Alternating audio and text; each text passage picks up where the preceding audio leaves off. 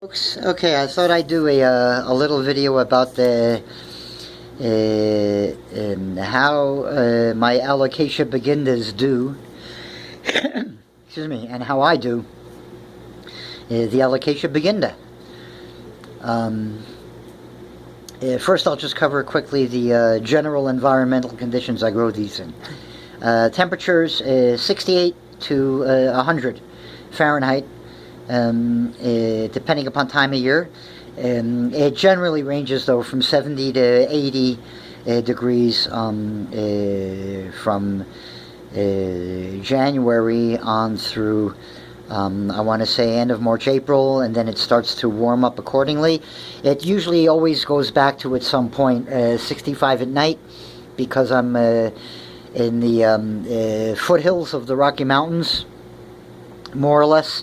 And I'm about a little bit, almost a mile up. I'm about 100 feet short of a mile in altitude. So there is a big temperature drop-off at night, even during the summertime. The nights here are absolutely beautiful during the summertime. Great sleeping weather, even if it's 100, 105, you know. It does get really dry here during the day, so you may have to invest in a little bit of humidification for them if it gets, you know, really, really low. I keep mine, like I said, anywhere from 68 to let's call it 80, 85 is the general standard range. But they've taken spikes up to 100 with no problem for multiple days at a time.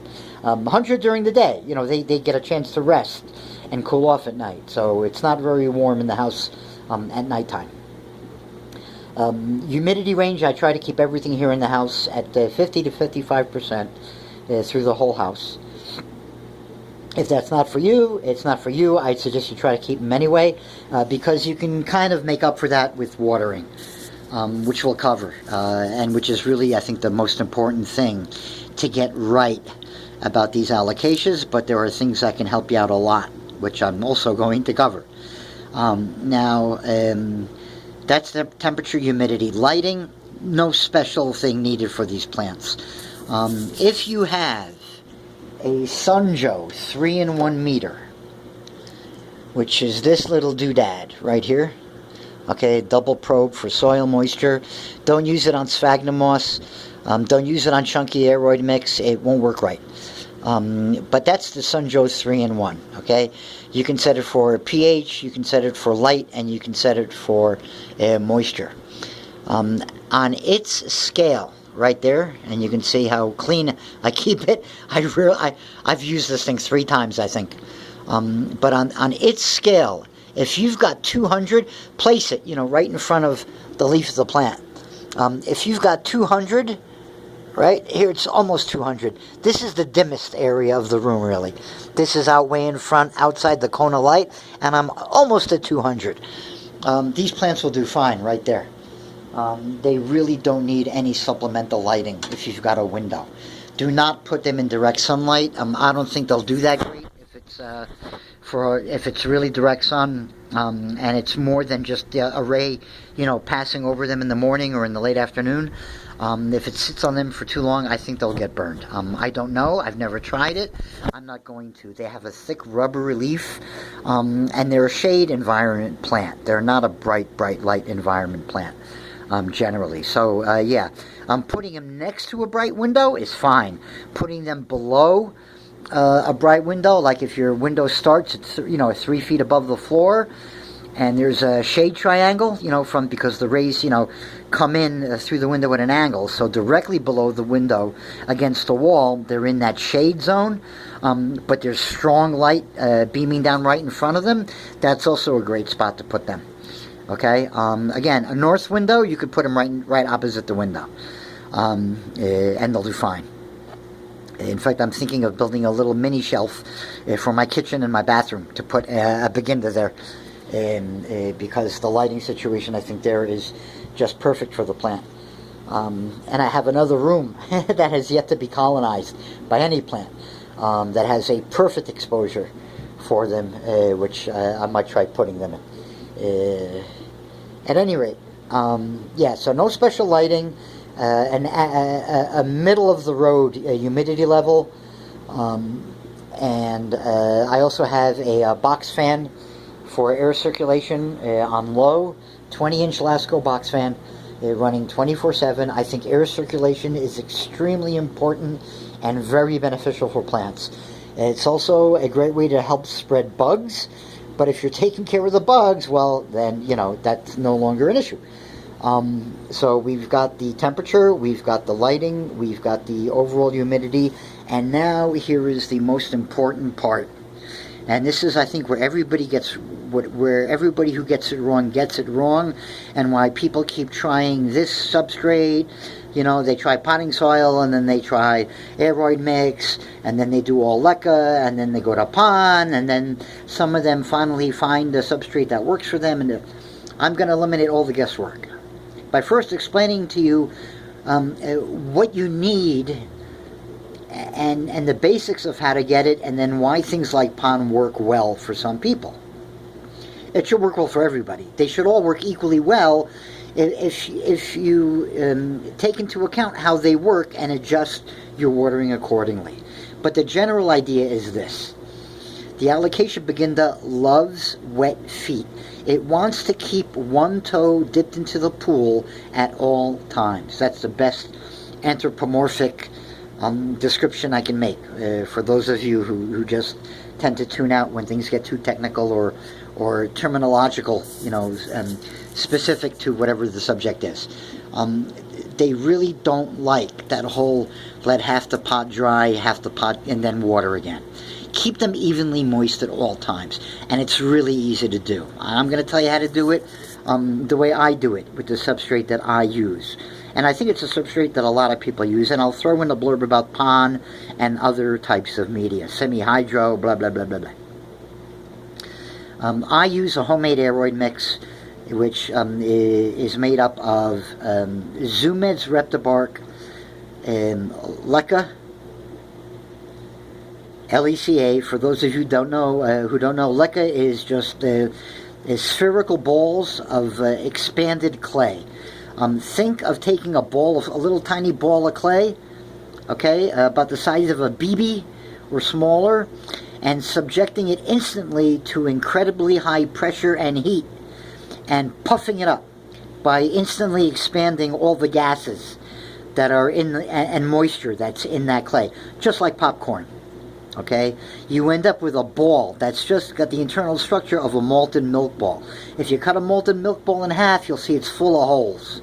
Same thing with this ball of clay. Okay, it's lightweight to begin with, but then it's expanded. With you end up with an interior that's just full of all these pockets, these little really teeny tiny air bubbles or gas bubbles that the clay then solidifies around when it cools. Inside the clay.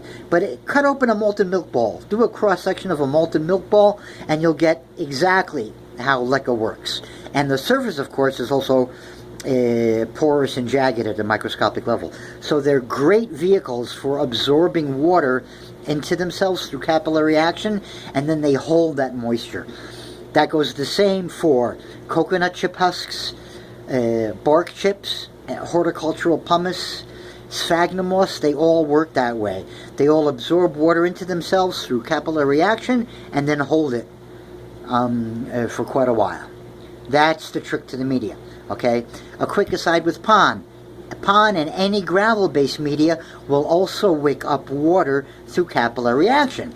And that's why people do so well with these plants, in particular in self-watering systems using pon. Okay? What I have here going on is basically a passive self-watering system without any fancy indicator tubes, level indicators or extra expense. This is just a cheapo pot and a cheapo saucer, okay? And my eyeballs. I'm just as happy looking at a floating needle in a plastic tube as I am looking down into my saucer. It's the same thing, and I don't have to worry about remember the engineer's credo. KISS. Keep it simple, stupid. The more crap you mess with, the more crap you have that you can go wrong with. It's that simple. I've seen plenty of videos of people that haven't watered their plants because their water level indicator on their self-watering pond system got stuck. Okay? That can't get stuck. It's a saucer. A word to the wise. I'll leave it there. But here's what I do. I water from the top with a baster. You know, I just squirt the water in, let it drain down, and when the water accumulates in their saucers to the depth of about a quarter or a half inch, I stop. And it's almost immediate. It takes seconds for the water to drain down. It bypasses the media quickly. The water that falls directly onto the media, in the pat that it takes down through the pot, they get mildly wet, but they don't grab the water right away. Really grab the water right away. It drops down through the pot. And then I let it get wicked back up by the media itself. The very first layer sits in water, and then it wicks back up through contact to all the pieces of media that are above in the column of the pot. So I get an even moisture field, more or less, at all times through the pot. That's the idea. But you want to do it in such a fashion that you're not you don't want water sitting in or pooling inside the pot. You have to have air channels everywhere, and that's what this chunky media does, and that's what pond does to a lesser extent because it's a smaller grain, right? Smaller grains, smaller channels, because you have a denser pack. It's that simple. And there's a little bit more uniformity in size by volume overall when you're dealing with smaller grains. That's why I don't like to do smaller grains. I do have a couple plants growing in old aquarium substrate. Not plain quartz gravel, but some fluorite made by a company called Seachem, which I used to use extensively in all of my freshwater planted tanks, including when I was doing mass propagation. Not commercial, but hobby scale propagation of things like Alternaria, Reineke, stargrass, all sorts of cool plants. I was doing. I had the CO2 everything, and I was using fluorite. And my old fluorite I recycled for some of my houseplants, and it works great. And it's very similar in concept to pond.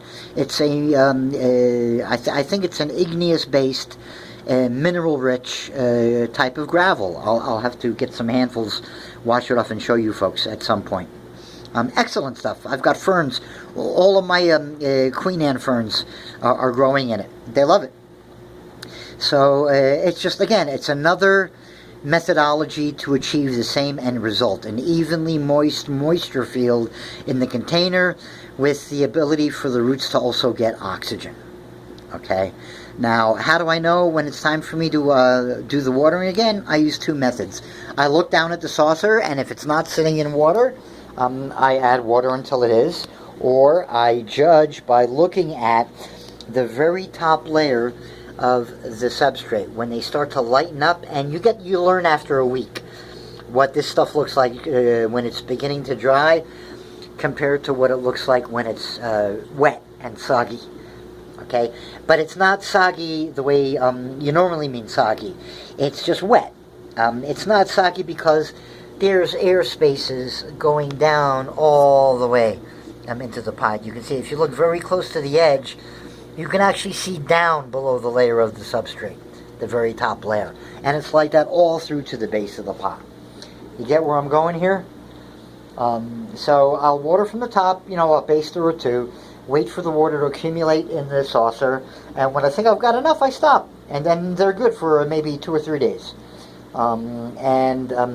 Since I've been doing that, and since I've been keeping up with my chemical insecticide treatments, I haven't had a problem, and they've been rewarding me since then with, I've got 3 or 4 very old leaves that are going to get dropped, and then the rest of the leaves coming out are just beautiful. Perfect form, perfect color. So that's how my Alocasia baginda silver dragon do, folks. Have fun.